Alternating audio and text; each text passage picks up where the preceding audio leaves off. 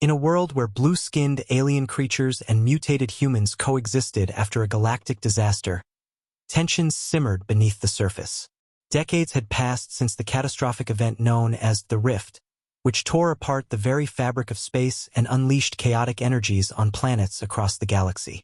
The blue-skinned Zynari, a species blessed with superior intellect and unique abilities to manipulate organic matter, had survived the devastation relatively intact. However, the humans who remained were mutated beyond recognition. Some had gained extraordinary abilities, while others were twisted into monstrous forms, their minds forever altered. On the desolate world of Syphraxis, two societies clashed. The Zynari lived in gleaming biodomes, towering structures of organic architecture that thrived in harmony with the planet's ecosystems. The mutated humans, known as the Varros, were relegated to the barren wastelands, their settlements a mixture of makeshift habitats and scavenged technology from the old human colonies.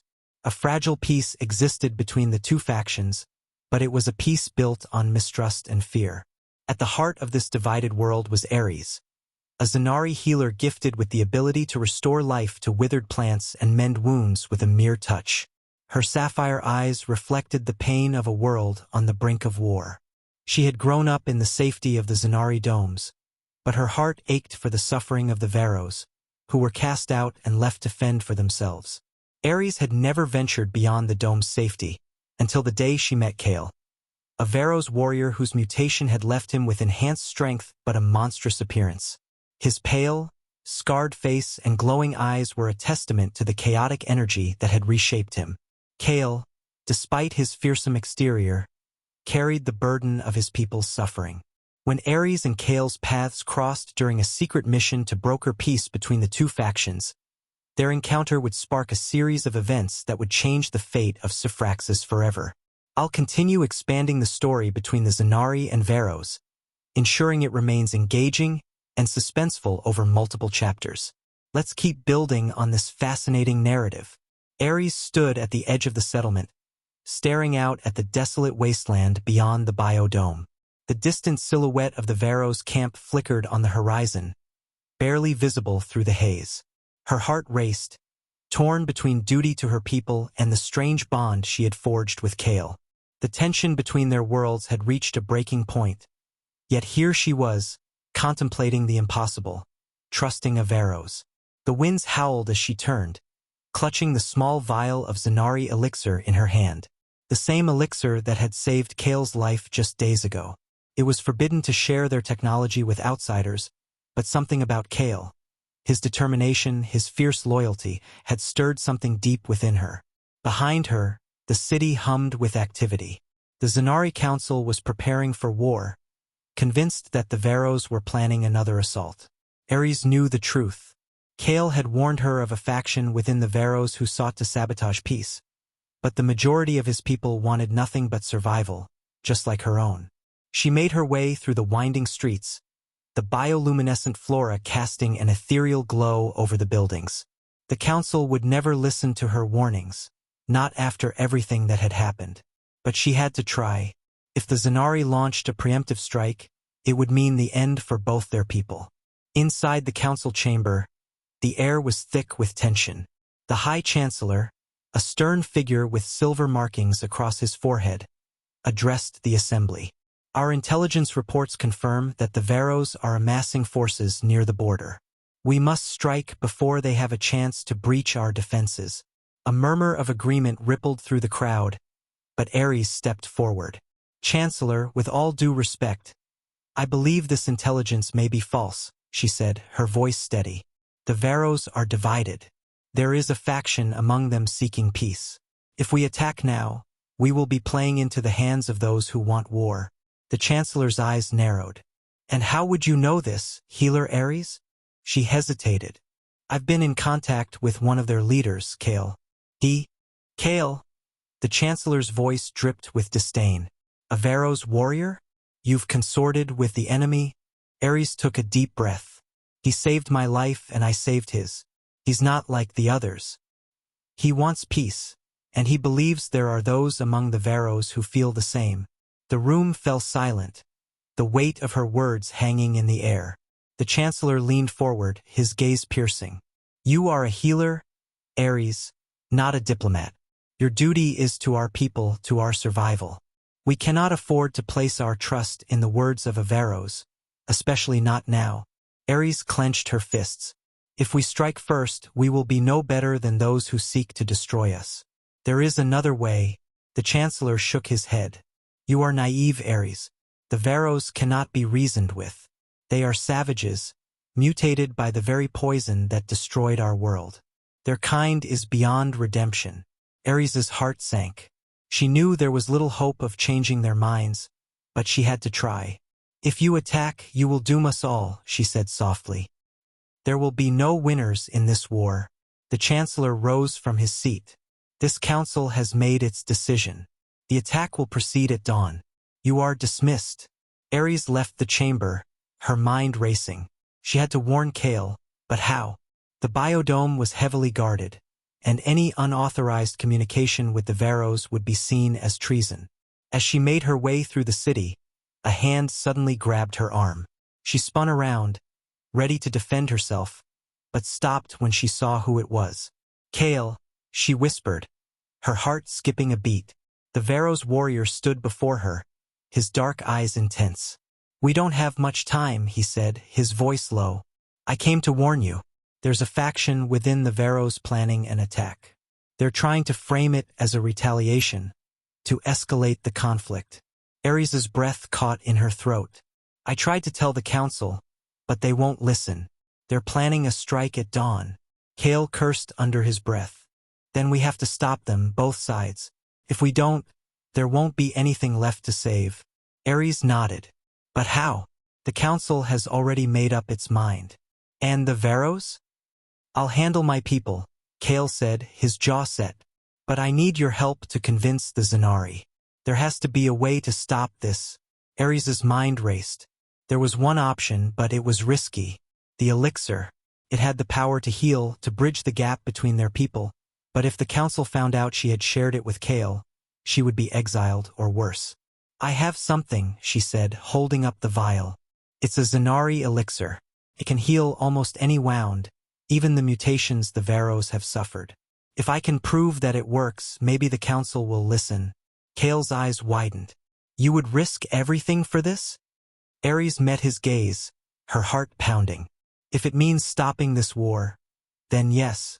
He took her hand, his grip firm but gentle. Then let's do it. Together, as they set off into the night, Aeris couldn't shake the feeling that they were running out of time. The fate of their world hung in the balance, and with each passing moment, the shadow of war loomed ever closer. But for the first time in a long while, she felt a flicker of hope. Maybe, just maybe, they could stop the cycle of destruction and build something new together. Aeris and Kael moved swiftly through the shadows of the biodome, every step deliberate, every breath cautious.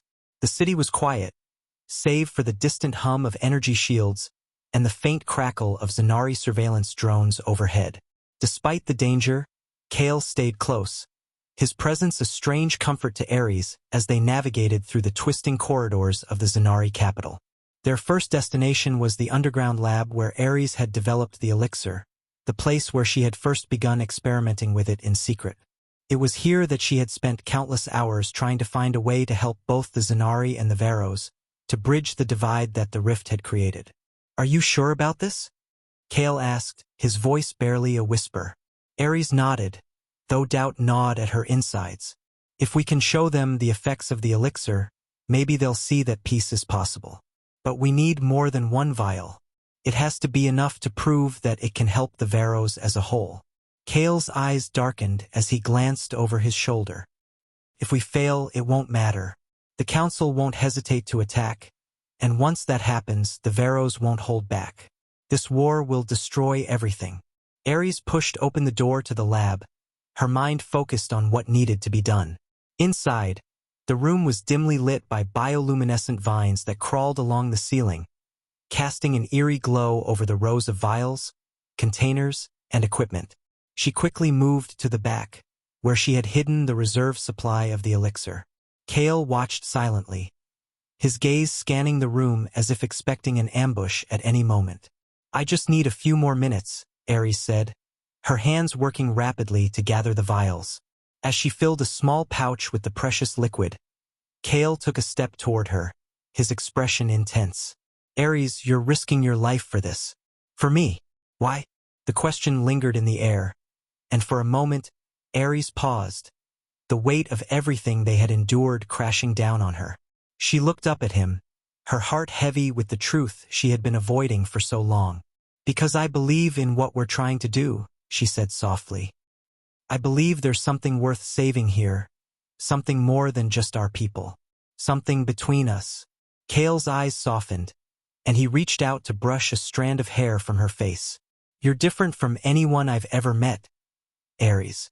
I never thought I'd find an ally, let alone someone who... He stopped himself, but the words hung unspoken between them. Aeris swallowed, her throat tight. We can talk about that later. Right now, we need to stop this war.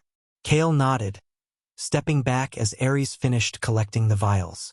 They left the lab in silence, slipping back into the darkened streets of the biodome. The air was thick with anticipation, and Aeris could feel the tension rising as the first signs of dawn crept over the horizon. As they approached the council hall, Kael slowed, his hand gripping Aeris's arm gently. There's something you need to know. The Varros. Some of them won't listen to reason even if we succeed here. My people have suffered for so long that hate has become all they know. If this doesn't work... Aeris looked up at him, her voice firm. Then we'll make it work. We have to. They reached the council hall just as the first rays of light began to pierce the sky. The building was heavily guarded, but Aeris had a plan. Using her credentials as a healer, she convinced the guards to let her through, claiming that she had urgent information regarding the attack. Once inside, the tension was palpable. The council members were gathered, preparing to give the order to launch the assault. Aeris could see the chancellor at the head of the room, his expression cold and resolute. Before she could speak, a voice rang out. Healer Aeris, what is the meaning of this? The chancellor's gaze swept over her, then froze when he saw Kael standing at her side. Murmurs of shock and anger filled the room as the council members recognized the Varros warrior. Aeris stepped forward, her heart pounding. Chancellor, I beg you to listen. The attack you're planning will only lead to more death. But I have a solution, something that could change everything. The chancellor raised an eyebrow, his gaze icy. And what, pray tell, is this solution? More traitorous dealings with the Varros? Aeris pulled the pouch of elixir from her belt and held it up. This is a Zynari elixir, one that has the potential to heal the mutations caused by the rift. I've already tested it, and it works. If we use this, we can help the Varros, and we can end this conflict without bloodshed.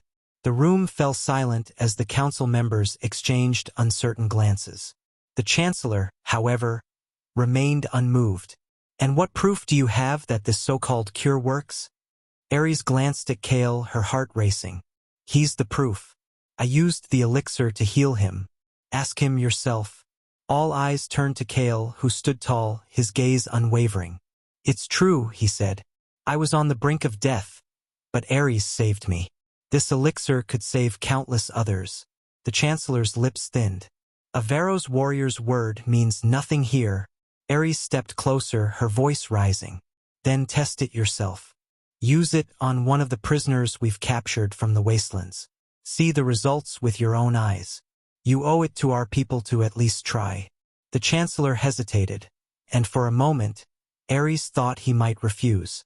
But then he nodded curtly. Very well. We'll conduct a trial. But if this fails, you will face the consequences, Aeris.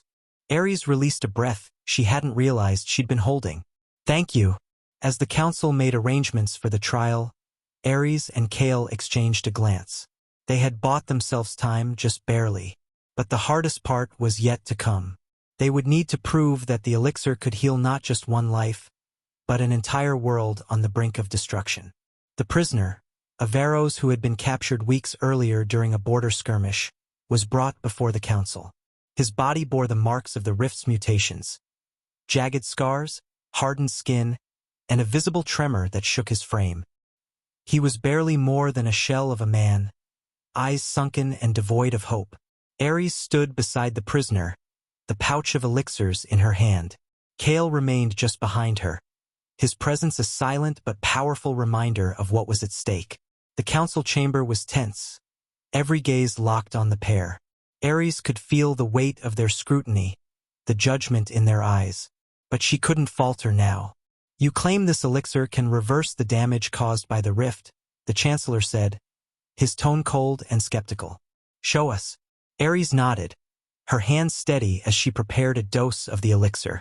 She had practiced this countless times, but now, under the eyes of her entire people, the task felt heavier than ever. She knelt beside the prisoner, who looked at her with weary eyes. "This will help," she whispered, offering a small, reassuring smile. "I promise." The prisoner said nothing, only offering a shallow nod. Aeris carefully injected the elixir into the man's arm, watching as the shimmering liquid disappeared into his veins. For a long moment, nothing happened. The silence in the room grew unbearable. Then slowly a change began. The tremor in the prisoner's hands lessened. His scars, once deep and raw, seemed to smooth, knitting together as if his body was repairing itself. His eyes brightened, a spark of life returning to them. The council gasped audibly as they witnessed the transformation. "It's working," Aeris whispered, her heart swelling with hope. The chancellor leaned forward, his eyes narrowing as he scrutinized the prisoner's form. After what felt like an eternity, he spoke. "The elixir appears to be effective." A ripple of murmurs spread through the chamber. The Zynari council members exchanged glances, their once skeptical expressions softening with the dawning realization that peace, after so many years of conflict, might actually be possible. "Perhaps this solution has merit," one council member offered, her voice laced with uncertainty but also a hint of optimism. Aeris stood, her eyes meeting the chancellor's. "This is just the beginning. If we distribute the elixir, we can heal not only the Varros but also our people. We can end the violence before it destroys us all." The chancellor's expression was unreadable, and for a moment, Aeris feared that he might still reject the idea. But then he gave a slow nod. "We will proceed cautiously," he said. "A wider trial will be conducted. But understand this, healer Aeris, you have not yet won." Aeris exhaled, a cautious relief washing over her. It was far from a victory, but it was a step toward peace. She glanced back at Kael, who gave her a small nod of encouragement. "We'll need to return to the Varros soon," Kael whispered to her as they exited the council hall. "They won't wait forever, and if they think the Zynari are stalling." "I know," Aeris replied, "but we have to give this a chance. If we don't, everything we've done will be for nothing." Kael's gaze lingered on her, the weight of their mission pressing down on them both. "And what about us, Aeris? When this is all over, where do we stand?" Aeris paused, the question pulling at her heart. She had been so focused on the larger conflict, on healing the divide between their people, that she hadn't allowed herself to think about what would come next for them. "I don't know," she admitted, "but I do know that whatever happens, I don't want to lose you." Kael's expression softened, and for a moment, the world outside their mission seemed to fade. He stepped closer, his hand brushing hers. "You won't." But before either of them could say more, a sharp voice cut through the moment. "Aeris!" One of the Zynari guards rushed toward them, his face pale. "There's been an attack." Aeris's heart lurched. "What? Where?" "The wastelands," the guard said, his voice tight with urgency. "Varros forces have launched a raid on the biodome outskirts. This chaos." Kael swore under his breath. "I warned you," he muttered. "Some of the Varros, they've been waiting for any sign of weakness. If they think the Zynari are vulnerable." Aeris's mind raced. She had to stop this before it escalated into all-out war. "We need to get there, now." Without waiting for further explanation, she and Kael bolted for the transport, their hearts pounding with the urgency of the situation. The fragile peace they had worked so hard to achieve was crumbling before their eyes. As they reached the outskirts of the biodome, the scene that greeted them was one of chaos. Smoke billowed into the sky, and fires raged across the fields outside the dome's protective barrier. Varros raiders clashed with Zynari guards, their weapons flashing in the early morning light. Aeris' stomach churned at the sight. This was exactly what she had feared. All their efforts, all their sacrifices, threatened to be undone in a single moment of violence. "We need to stop them," Aeris shouted, her voice barely audible over the sounds of battle. Kael nodded, drawing his blade. "Stay close. We'll get to the front line and try to de-escalate this." But as they pushed forward, cutting through the chaos, it became clear that the situation was far worse than they had imagined. The Varros weren't just raiding, they were launching a full-scale attack. Aeris' heart pounded in her chest as she saw Varros warriors tearing through the Zynari defenses, their mutated forms giving them a terrifying advantage. For every Zynari guard that fell, 3 more Varros surged forward. "This is madness," Aeris cried. "We can't win like this." Kael's face was grim as he fought his way toward the front line, his blade flashing in the sunlight. "We need to get to the Varros commander. If we can convince him to stand down." But before they could reach the front, a massive explosion rocked the battlefield, sending both Aeris and Kael sprawling to the ground. Aeris' ears rang as she struggled to push herself up, her vision swimming. She blinked through the smoke, trying to make sense of what had just happened. And then she saw it. In the distance, at the very heart of the battlefield, a massive rift was forming. Another tear in the fabric of reality, just like the one that had created the Varros all those years ago. "No," Aeris whispered, her voice trembling with fear. The rift was opening again. Aeris and Kael's final struggle. The two protagonists have made it through several harrowing trials, navigating the hostile world of Syphraxis. As the tensions between the Zynari and Varros reach their peak, Aeris and Kael are forced to face not only their respective peoples, but also the mysterious forces of the rift that have plagued the planet. In their final confrontation with the enigmatic rift entity, they must make a decision that could either save or destroy their world. The air crackled with tension as Aeris and Kael stood before the rift, the pulsating energy swirling in ominous patterns above them. The Zynari biodomes were crumbling, and the Varros were being driven to the brink of extinction by the relentless storms. It was no longer just a matter of survival for 2 species. The entire planet of Syphraxis was at stake. Aeris' fingers trembled as she held the ancient crystal, the key to unlocking the power within the rift. "Are you sure about this?" she whispered, her eyes locked on Kael's. Kael, battle-worn and weary, looked at her with a mix of determination and tenderness. "We don't have a choice. If we don't stop it now, it will consume us all." The rift entity loomed closer, its form taking shape, a mass of swirling energies representing countless lifetimes and realities. It was ancient, unknowable, and yet it seemed aware of their presence. Its voice echoed in their minds. "What makes you think you can change fate? The rift is eternal. It consumes all in its path." Aeris took a deep breath, her heart racing. "Because we have something you don't understand, hope." Together, they activated the crystal, sending a beam of light into the heart of the rift. There was a moment of pure silence, as if time itself held its breath. Then, the rift roared in defiance, its energies collapsing inward, folding in on itself as it fought against the force of the crystal. Aeris felt the strain in every fiber of her being. She could feel the rift's pull, trying to tear her apart from the inside. Kael was at her side, his hand gripping hers, grounding her in the moment. "Don't let go," he murmured. "I won't," she whispered back. As the rift's power began to wane, the skies cleared, and the storms dissipated. Syphraxis was healing. The biodomes began to stabilize, and the wastelands started to show signs of new life. But the cost of such a victory was heavy. The crystal shattered in Aeris' hands, and she collapsed to her knees. Kael caught her just before she hit the ground, cradling her in his arms. "We did it," she whispered weakly, her strength fading fast. Kael's voice was thick with emotion. "We did. But we're not done yet. You're gonna make it, Aeris." Her hand reached up to touch his face, her fingers tracing the familiar lines. "If this is my last moment, I'm glad it's with you," she said, her voice barely audible. No, don't say that. Kael's voice cracked. We still have a future, together. But Aeris's eyes fluttered shut, her breathing shallow. Months later, the planet had transformed.